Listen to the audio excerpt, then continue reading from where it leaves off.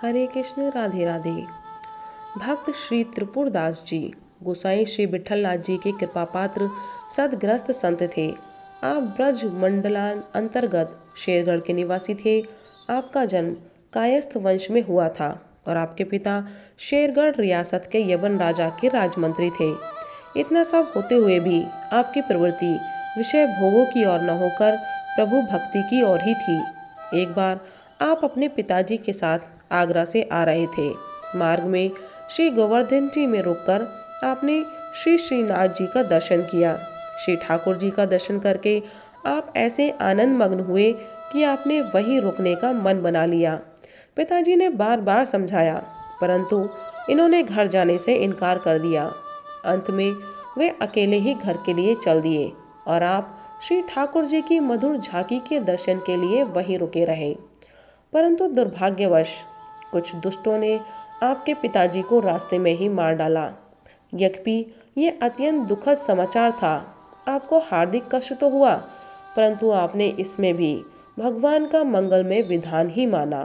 अब आप गृह परिवार आदि के बंधनों से मुक्त होकर केवल श्रीनाथ जी का दर्शन करते और उसी में आनंद मग्न रहते। एक दिन जब आप प्रेममय दशा में आनंद मग्न थे तो गोसाई श्री विठलनाथ जी की महाराज जी की आप पर दृष्टि पड़ी। आपको अधिकारी जीव जानकर उन्होंने परिचय पूछा। आपने आचार्य श्री के चरणों में प्रणिपात कर साष्टांग प्रणाम किया और अत्यंत दीनतापूर्वक कहा, प्रभु, मैं मातृ पितृहीन सर्वथा अनाथ बालक हूँ। अपनी चरण शरण में लेकर मुझे सनाथ करें। आचार्य श्री आपकी प्रभु भक्ति और विनम्रता देखकर बहुत प्रसन्न हुए और आपको विधि पूर्वक दीक्षा देकर ब्रह्म संबंध की प्रतिष्ठा की। कुछ दिन तक आप श्री श्रीनाथ जी की सेवा में श्री गोवर्धन जी में रहे। तत्पश्चात श्री गुसाई जी की आज्ञा मानकर आप पुनः घर आ गए और भक्ति में जीवन व्यतीत करते हुए घर पर ही निवास करने लगे। यवनराज को जब आपके गृह आगमन की जानकारी हुई तो कुछ कृतज्ञतावश और कुछ आपकी योग्यता से प्रभावित हो उसने आपको बुलाकर राजमंत्री बना दिया। श्री त्रिपुरदास जी राजमंत्री बन तो गए, पर जो अनंत ब्रह्मांडों के स्वामी का सेवक रहा हो उससे किसी तुच्छ यवन राजा की चाकरी भला कैसे हो सकती थी।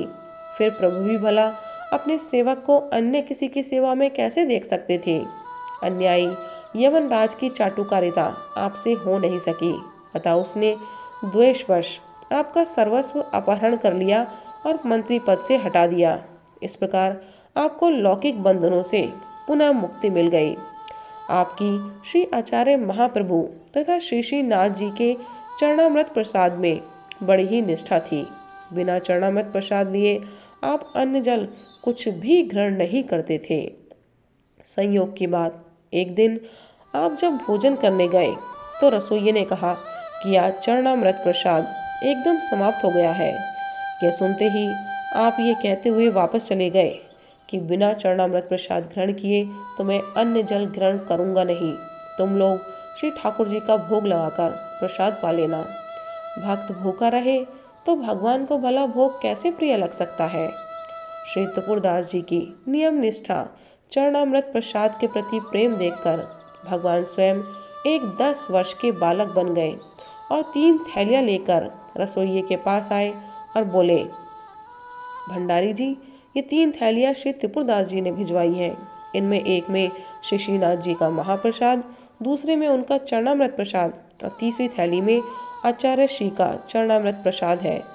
रसोइये ने थैलियाँ ले ली और बाल रूप भगवान चलते बने।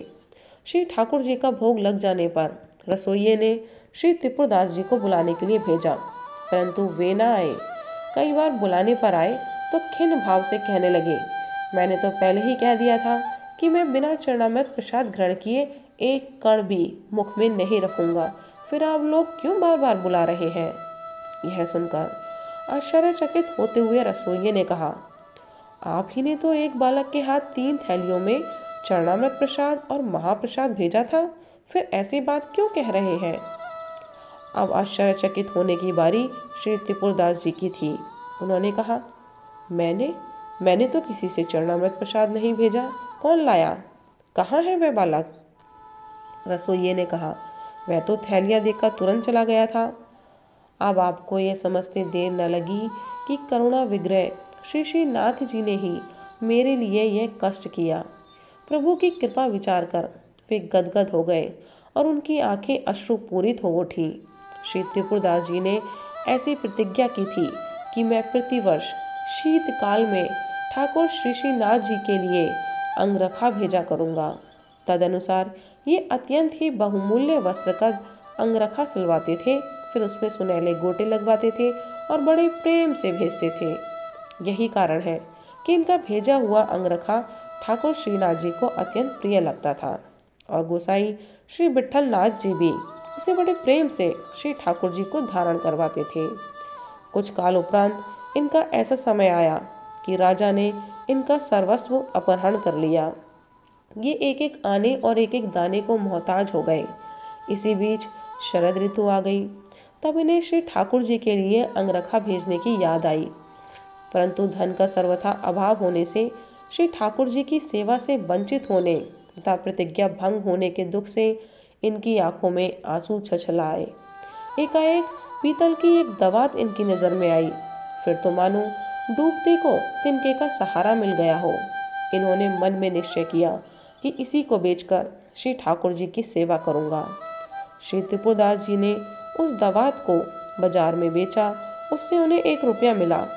उस रुपये से इन्होंने केवल मोटे कपड़े का एक थान खरीदा। फिर उस कपड़े को लाल रंग में रंगा, परंतु फिर भी इनका साहस नहीं हुआ कि ऐसे साधारण वस्त्र को लेकर हम कैसे श्री गुसाई जी के पास जाएं। अतः उसे घर में ही रख लिया।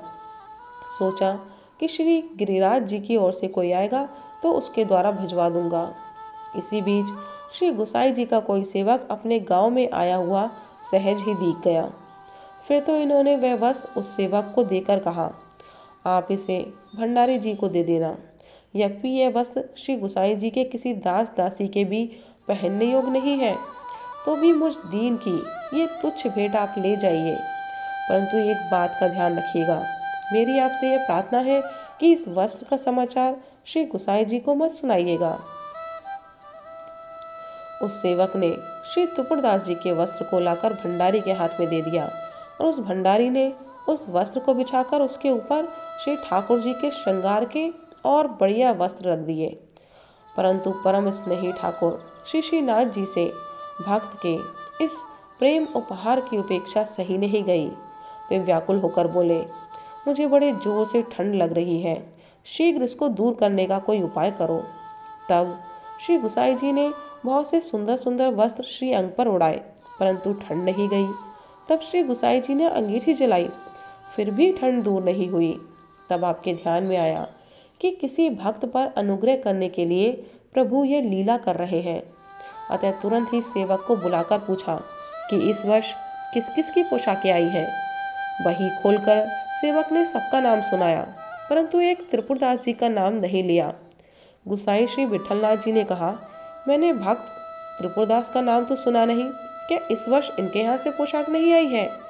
सेवक ने कहा, उनका सब धन नष्ट हो गया है, अतः उनके यहाँ से एक मोटे कपड़े का एक थान आया है।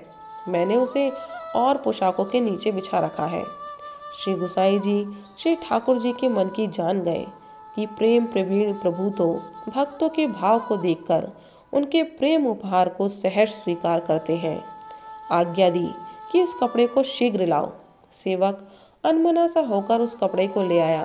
तुरंत ही ठाकुर जी के दर्जी को बुलाकर उस कपड़े को नाप साध कर कटवाकर अंगरखा सिलाया गया। श्री गुसाई जी ने तुरंत उस अंगरखे को श्री ठाकुर जी के श्री अंग में धारण करवाया। तब श्री ठाकुर जी ने बड़े भाव में भरकर कहा कि अब हमारा जाड़ा दूर हो गया।